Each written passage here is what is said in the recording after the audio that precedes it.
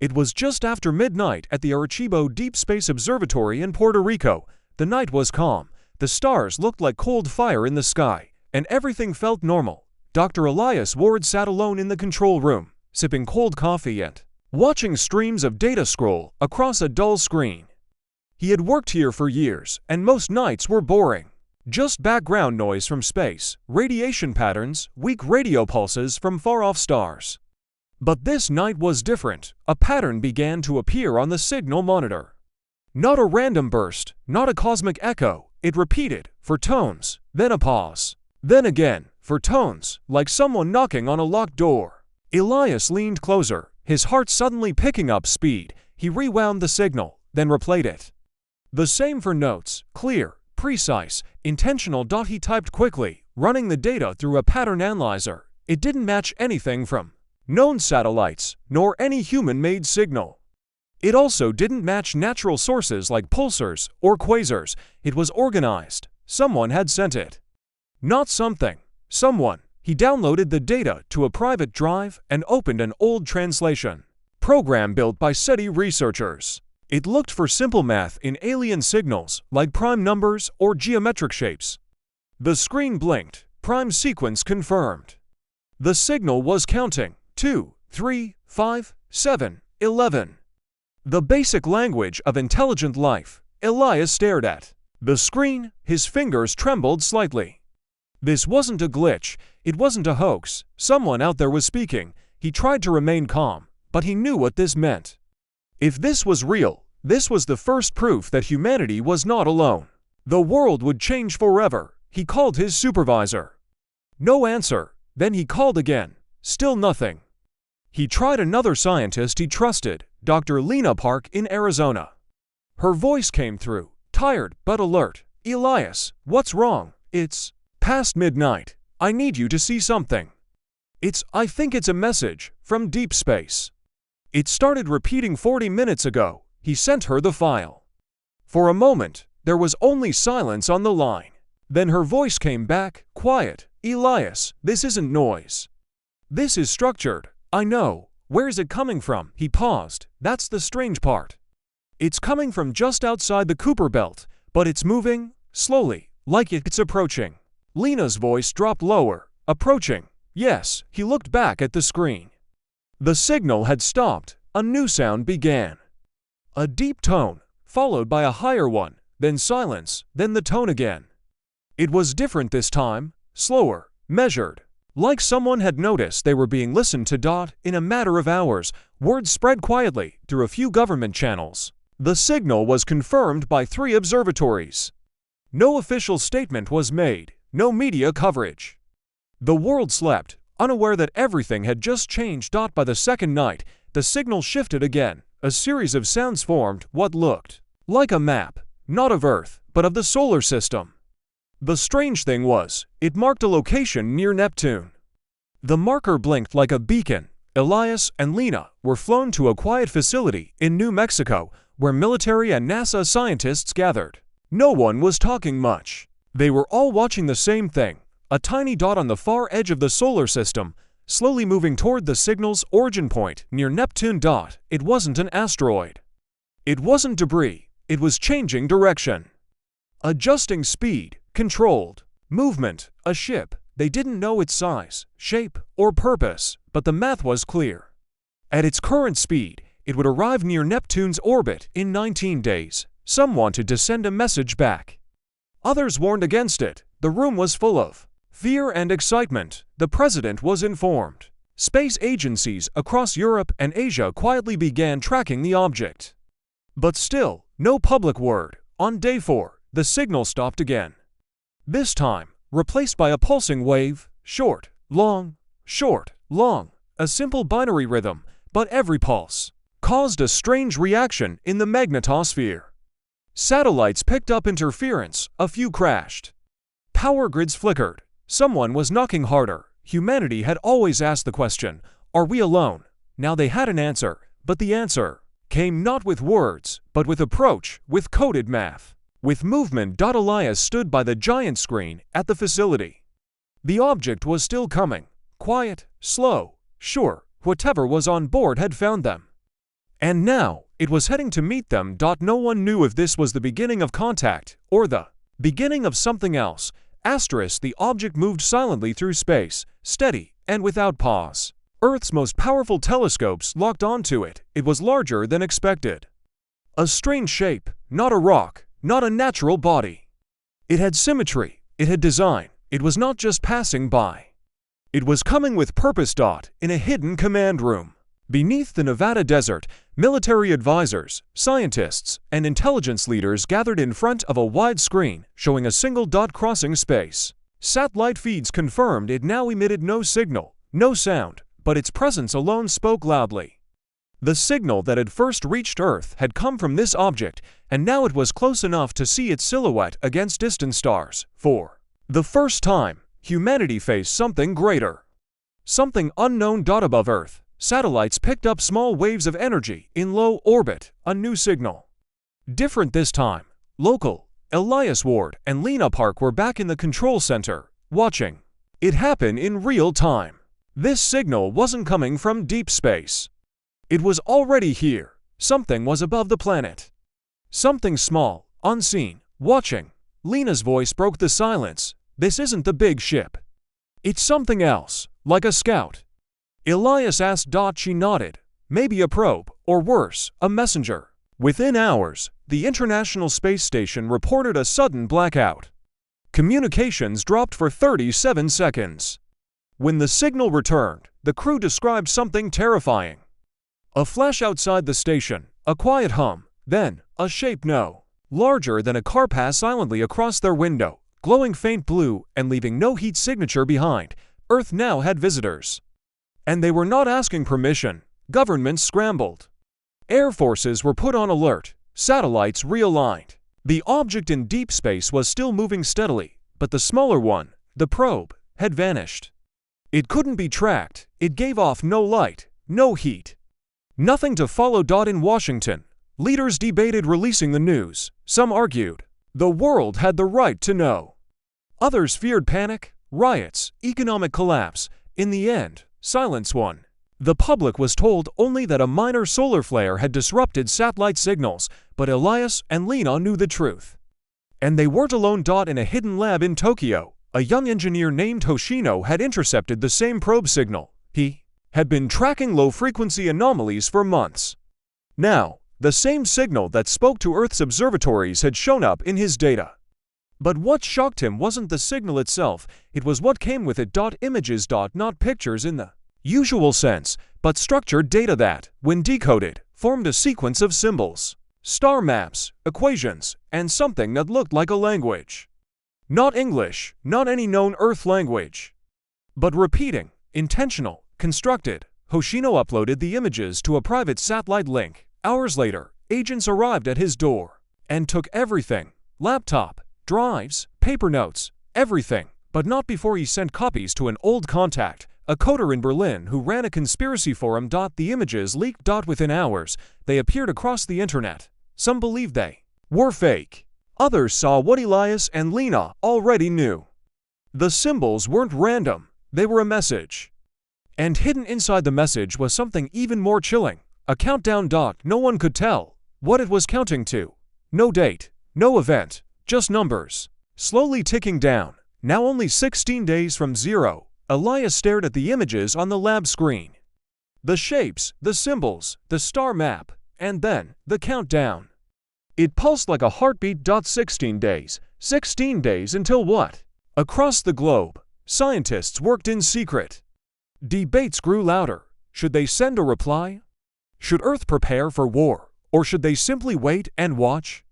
But the visitors had already made their move. On the 10th day, a strange shadow appeared over the skies of northern Canada. Silent, no radar, no warning, but it was there, seen by pilots. Caught in blurry cell phone videos. A long dark shape, hovering miles above, and then gone in an instant. No sound.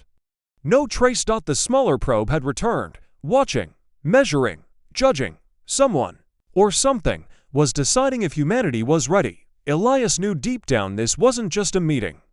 It wasn't a peaceful hello, it felt like an entrance exam. And Earth had no idea what the rules were. He sat quietly as the countdown continued. Day by day, second by second, whatever was coming, it was already here. The countdown reached 9 days. All across Earth, something had changed. Governments stayed quiet, but the sky no longer felt empty. News reports of strange lights were rising. Pilots reported silent shapes in the upper atmosphere. Civilian satellites began picking up static where once there was nothing. The visitors had not arrived suddenly. They were already here, watching from the dark. Then, it happened. At exactly to 12 a.m. GMT, observatories in Australia, India, and Chile captured the same event. A ship appeared near Neptune. Not faded in, not slowed down, it simply appeared. 1 second the sky was empty. The next, there was something massive, too far to see in detail, but large enough to block the stars behind it. Elias and Lena watched from the control center as the image came into focus. The ship was longer than Manhattan, shaped like a blade or a fin, dark metal that didn't reflect light the way normal surfaces did. Its edges seemed to bend slightly, like they didn't follow the rules of physics. It didn't send a message. It didn't flash lights, it simply waited. 12 hours later, every major satellite around Earth shut down for 7 seconds. When they came back online, each had received a single encrypted file. Inside the file were simple images, a diagram of Earth's solar system, a graphic of the alien ship, and then 3 symbols: Earth, the ship, and a line connecting them. The meaning was clear. They were coming. On the 7th day, the alien ship began to move again. It was slow, steady, and perfectly smooth. No fuel exhaust, no engine signature, no heat. Just a silent glide through space. Earth had no way to stop it. No weapons that could reach it, no defense system ready. This wasn't a fight, it was a visit. In Washington, leaders held emergency meetings. The United Nations called a secret session. They needed a plan. How would they respond? Should they greet the visitors with peace or prepare for war? In the end, a global agreement was made. Earth would send a small ship to meet the alien craft halfway, not as a threat, but as a gesture of intelligence, a message of readiness. The mission would be led by Dr. Lena Park. She had studied the signals, she understood the math, and more importantly, she wasn't a soldier. Elias stayed behind to continue decoding the alien language. He didn't like it, but he trusted Lena. She was calm, smart, and brave in ways he could never be. 3 days later, the human ship, small, unarmed, and built in secret, launched from orbit and headed toward the unknown vessel. For 2 days, the ships moved closer. Humanity watched from every screen, every station, every radio. The alien craft gave no signal, no movement. Just silence. Then, it opened. A single section on the underside of the alien ship shifted like flowing liquid. A corridor extended outward. A smooth platform forming in the dark. No lights, no welcome sign. Just an open door. Lena's voice came through the feed. "I'm going in." Her ship docked carefully. The airlock hissed. The lights inside flickered briefly, then adjusted to normal human levels. The doorway ahead of her was tall, almost too tall, like it was made for giants. She stepped inside. What she saw was not metal, not wires or panels. The interior of the alien craft looked more like stone and glass. Smooth walls that changed color as she moved. The air felt breathable, though no scans could confirm its source. As she walked further, she reached a large chamber. In the center was a structure, not a throne, not a control panel, but something like a table, flat and round. On its surface, glowing shapes hovered in mid-air. Star systems, galaxies, and Earth, marked clearly among them. Then came the voice, not spoken, not heard through ears, but in her mind, calm, deep, timeless. "You are seen." Lena froze. The voice continued, "You are not the first. You will not be the last. This is your moment of judgment." She tried to speak, but found she didn't have to. Her thoughts were already being heard. "What is this place?" she asked silently. The voice replied, "This is the threshold. The test begins now." Back on Earth, the feed cut out. Static, no signal. For 12 full minutes, humanity heard nothing. Watched nothing. Then a single message returned to the control room. "Contact made. Test initiated." Elias read the words out loud. His throat was dry. The ship was still approaching. Lena was inside, and Earth had just stepped into something Far beyond diplomacy. It was a test, a challenge, a doorway to something greater, or something far worse, and they had no choice but to walk through it. The alien ship remained silent as it drifted closer to Earth. Its presence felt heavier each day, like a weight pressing on the planet's chest. News had spread, slowly at first, then faster. People weren't panicking, but they were watching. Everyone was watching. Inside the ship, Dr. Lena Park stood in the chamber where the voice first spoke. The glowing shapes in the air had changed. They now showed 3 paths, each marked with a symbol she didn't understand. The voice returned, not through sound, but through thought. Your species is young. Your instincts are strong, but instincts are not enough. She stayed calm, breathing slowly. What do you want from us? The answer came gently. To join, you must prove yourselves. 3 tasks, each one shows who you are, as a people. As a planet, the first task began without warning. Back on Earth, Elias watched as a series of satellites shut down across the globe. Communications between continents dropped for nearly 6 minutes. Military bases lost contact, planes were grounded. Power grids flickered again.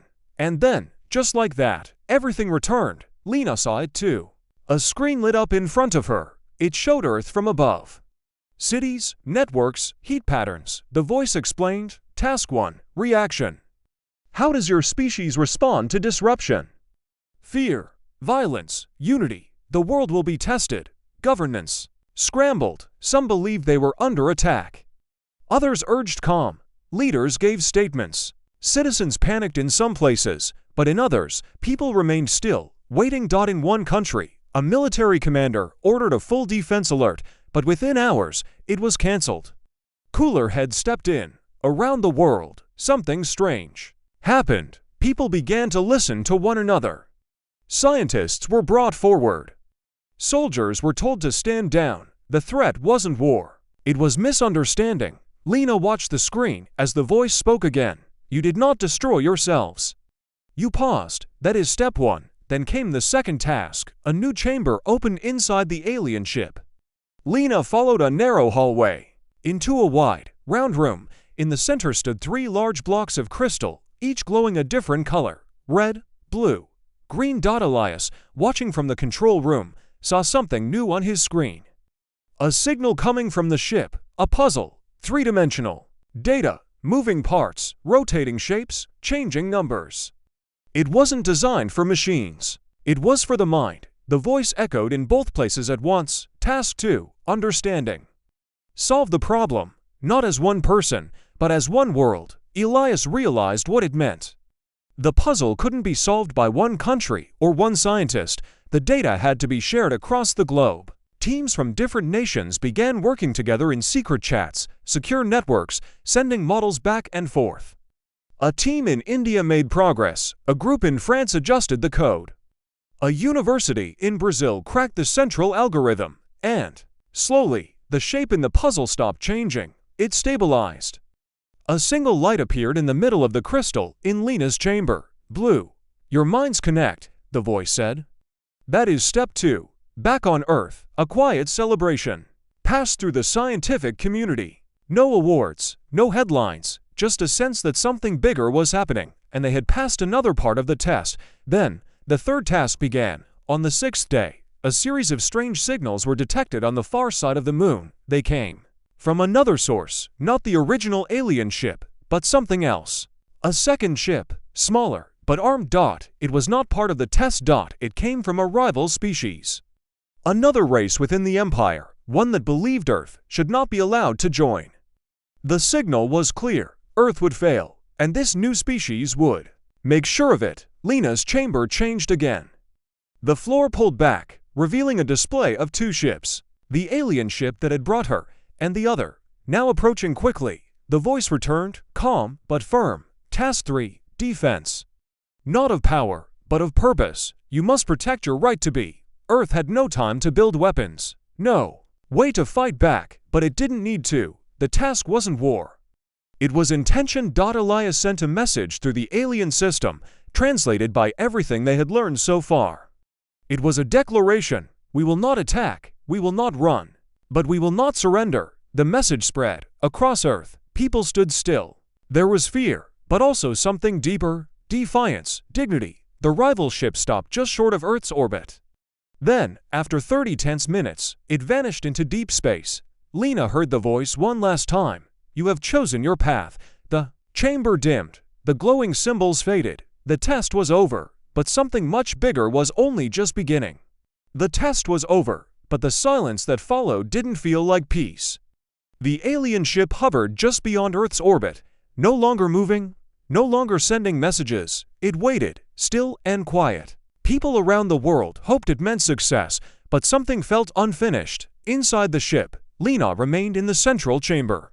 The lights had dimmed, the floating symbols had disappeared, and the voice that once guided her had gone silent. She sat calmly, waiting for what came next.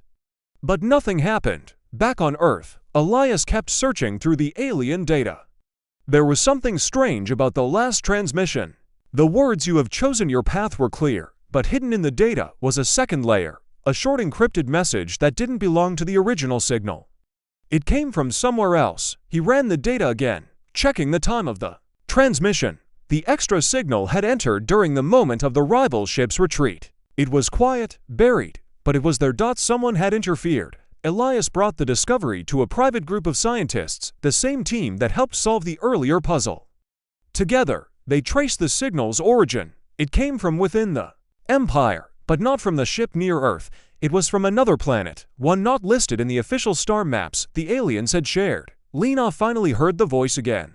But this time, it wasn't calm. "There is disagreement." She stood up. "Disagreement from who?" The voice hesitated. "There are those who do not believe you belong. They do not speak for all, but they have power." The chamber shifted. A new room opened. Inside, a large table rose from the floor. On it, holograms of 3 alien species appeared. 2 were silent, observing. But the third, the one whose ship had nearly attacked Earth, blinked red. "This species does not trust yours. They believe your strength is dangerous." Lena watched as the red alien projection sent out a new signal. The voice explained, "They seek to sabotage your entry. They have sent agents." Elias received another alert. A strange code had entered. One of Earth's orbital satellites, trying to change the feed, showing the alien ship. It was a false image, meant to make it look like the alien vessel was arming weapons. In secret meetings, several world governments began to panic. Some leaders believed the ship had turned hostile. Others prepared emergency plans. Fighter jets were moved. Missiles armed. The sabotage was working. The Red faction's goal was clear: push Earth into attacking first. If humanity fired the first shot, they would fail the test. They would never be accepted. Elias and the scientist team worked fast. They traced the fake signal to a location in space near Mars, a hidden probe, likely placed by the rival species. Elias warned the UN task force. He sent the proof.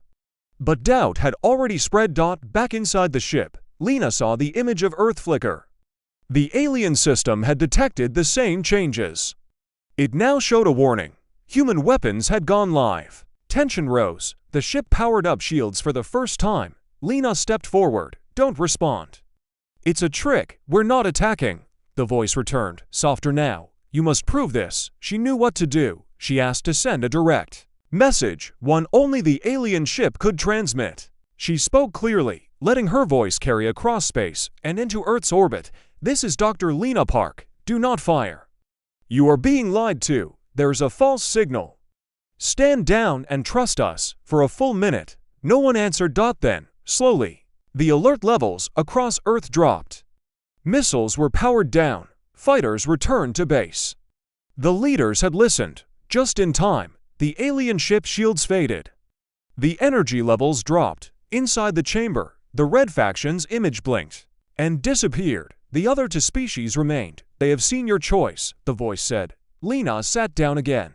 Her voice was steady. "They tried to make us fail." The voice responded with something close to pride. "And still, you did not." Back on Earth, Elias received one last code. Short, direct, and without any hidden signals. It simply said, "Truth confirmed, trust earned." In the vast halls of the Empire, far from Earth, the decision had already been made. Not all agreed, but the vote was final. humanity would be accepted, but with that acceptance came new eyes, new expectations, and new enemies. This was not an ending. It was the beginning of a much larger game. The message from the Empire was clear. Humanity had passed the test. They were not perfect, but they had shown restraint, reason, and unity under pressure.